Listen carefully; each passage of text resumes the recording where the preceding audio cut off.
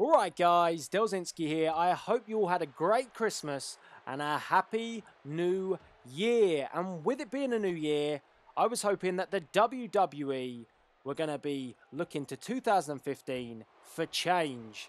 But for some superstars, that change is just not going to happen. And it looks like for guys like Cesaro, things are going from bad to worse. Now that's what I want to talk about in this topic today, because I'm a huge fan of Cesaro and I just can't understand why WWE constantly drop the ball with this guy. And it all kind of came to a head for me 2 weeks ago on Monday Night Raw when Cesaro faced Wade Barrett, and I just thought, why? Why did you feed him to Barrett?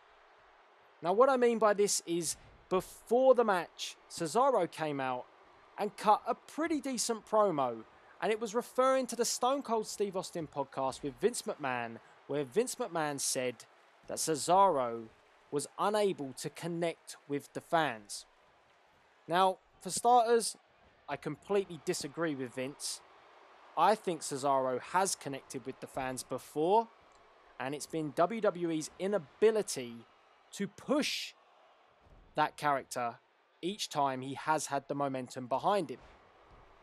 Now, Cesaro addressed those comments, and he said that, it's kind of obvious. He's one of the most clearly consistent superstars in the ring, and he knocks it out the park every single time.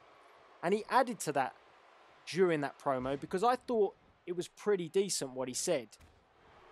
But unfortunately, WWE just did it again to him. They dropped the ball, because instead of letting him have that decent promo, coming out, rebelling against, the powers that be, the management in the WWE, instead of letting him do that and then actually get a victory, they decided to put him against Bad News Barrett. And that, quite frankly, was bad news for Cesaro, because there was no chance. This was just a lose-lose situation for Cesaro. He was not going to beat Barrett on that night.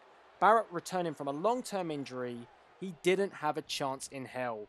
And how funny is that, considering that Vince seems to be the one that doesn't want to push Cesaro? Now, it frustrates me because Stone Cold Steve Austin obviously believes in Cesaro, but Austin says that guys need to grab the brass ring. Guys need to stand up for themselves. And if they don't like the way their character is progressing, then they need to speak out. But it's not as simple as it was back then for guys like Austin. There were places for these guys to go if things didn't go right.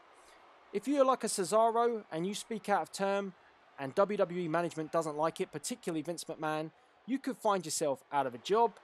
And where does a wrestler go these days if they're not in the big league of the WWE? Yes, you could go to New Japan, but apart from that, there's not a lot else going. Whereas back in the day, there was multiple options, WCW, and the wrestling business was a lot bigger and a lot stronger than it is today. Now, what really frustrates me, as I said before, was the whole issue with the connecting with the fans. Well, he didn't have issues back when he was part of the Real Americans connecting with the fans, did he? He was super over with Jack Swagger and Zeb Coulter.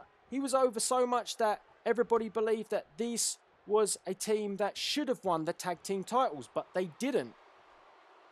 They were super over then, and that was all the WWE Universe is doing with the We the People. It was nothing to do with the WWE pushing them. And when the WWE did, they just split them up. When they got wind that this guy could move forward, they split them up. And he still had that fan favourite behind him. They were still slightly behind him, the crowd, because they acknowledged the true talent that is behind Cesaro. They did that. And he won the Andre the Giant Battle Royal. The crowd still liked him then. But then they paired him up with Paul Heyman, and it all fell apart. Because it wasn't the fact that they paired him up with Paul Heyman the reason why it fell apart.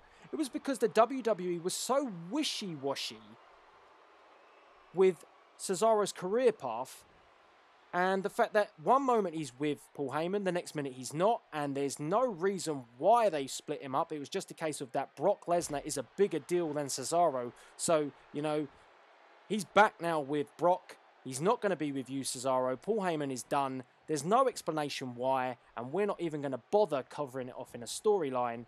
And it just left Cesaro to be hung out to dry. And ever since then, he's never ever been able to recover. He's jobbing left, right and centre. And it's just thoroughly disappointing that a guy with this much talent is being stuck so lowly within the WWE roster. And it just goes to prove that WWE have the talent on their hands, but they just don't utilise it. I mean, you've got to look at some of the gimmicks that are coming out of the WWE these days. New Day, I mean, what is that? It's just blue. That's it. No one's behind that. Adam Rose. Really? What's happened to Bo Dallas? Where's he gone? Come on. And what have you done to the Ascension? Really?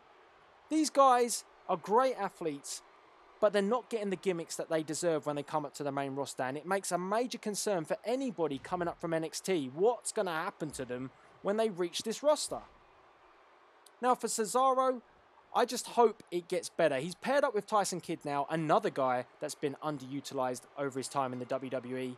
But I mean, put him in a morph suit is not the one either. He looks awkward. Sort it out, WWE. You've got to utilize this guy before it's too late and he gets fed up with his situation. I want to get your views on this, guys. It's really, really frustrating to keep seeing them drop the ball with guys like Cesaro, guys that are the future of the WWE. And if the WWE is to get any better, we need these guys to rise to become the cream of the crop.